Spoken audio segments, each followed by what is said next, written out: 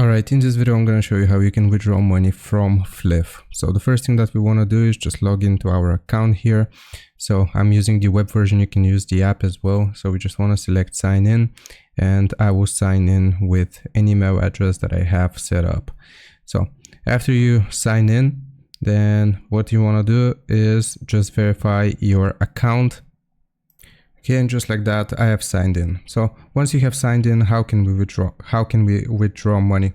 So if we click on profile, found at the center here, at the bottom, you will see that we have these currencies called Fliff coins, and we also have Fliff cash. Now you can redeem Fliff cash and you can use Fliff coins to play, yeah. So what we want to do is just click on profile in the center again, like I just told you, and we will then select the three lines in the top right corner. So from here you should be able to see an option called redeem Fliff cash, and once you click on it, then if you have successfully verified your identity and connected a bank account, you can directly redeem your Fliff cash into your bank that way. And it's basically how it works. It's very simple. I hope this helps. Leave a like and sub, and I'll see you next time.